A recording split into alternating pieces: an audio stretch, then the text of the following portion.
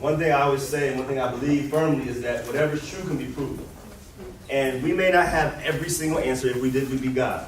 But if we can get 90% of the way, I think we can safely put our chips in that basket.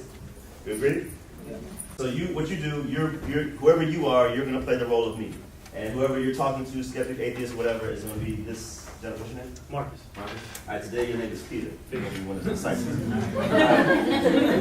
So you say, all right, imagine for a moment I'm Jesus. So you're going to play the role of Jesus. It's not blasphemy, it's just for an example. And you're Peter. So for three and a half years, you're with me every day. You see me when I wake up, you see me pray, you see me teach, you see me teach the Pharisees challenge, and they can't understand how I get this knowledge, this wisdom. You see me feed 5,000. Matter of fact, you saw me transfigured on the mountain. You want to stay there, but no. You see me walk on water. You saw me bring Lazarus back. You saw me give sight to the blind. You saw me heal the lepers. You saw me do all these things, right? But then one day, I come to you and I say, Peter, I'm going to be taken. I'm going to die. And I'm going to die a brutal death. Right? And don't worry, because after 3 days, I'm going to get up out the grave. Now, you're like, all right, Jesus, you've done a lot of things. I ain't never seen nobody do that, but I'm going to stick with you for now. So, here's the thing.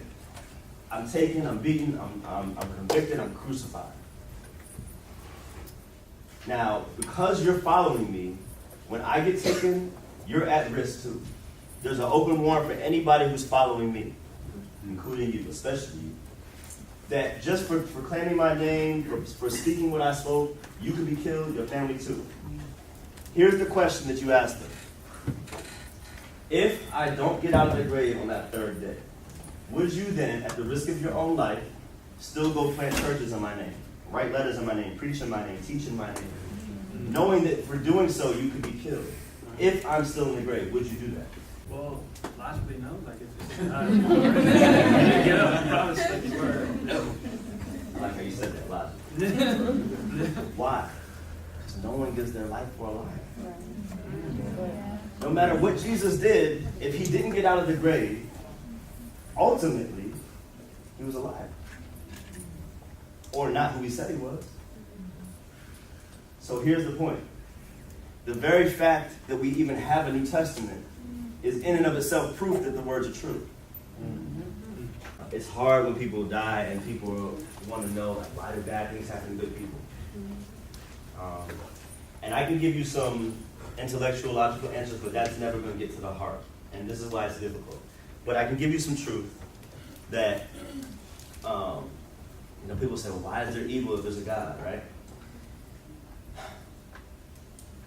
It's defeating for somebody not believing in God to ask that question.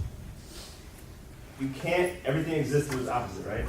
Which means if you're going to say something like murder or rape is objectively evil, that means there's an objective good. If there's an objective good, where's the root of that good? It has to be outside of us because we're the ones that fall in it. Once again, it has to be something transcendent or someone transcendent above even the thing that is being judged as good or evil.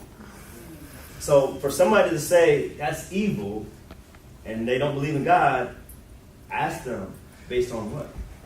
Even Dawkins has had to admit in recent years, he can't say what Hitler did was evil because he says we're just dancing to the tune of our own DNA, that we're just a collection of molecules that just does what our molecules tell us to do.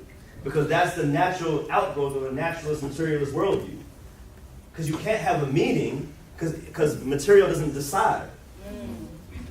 But if that's true, then how do we reason? How do we have consciousness? How do we have feelings? How do we have emotions? This is really the sticking point. The biggest thing they're trying to figure out now is how do we have consciousness?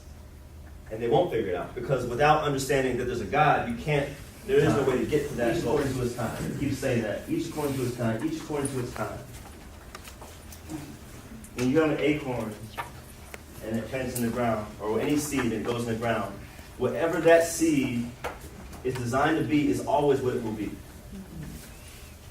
There is a goal-directedness to everything that has been created, including you and I. This is why I talk about purpose. Because the same God that was so intricate in designing the universe, the same God that was so specific in how he created DNA, would not be any less precise or specific in the creation of you and me.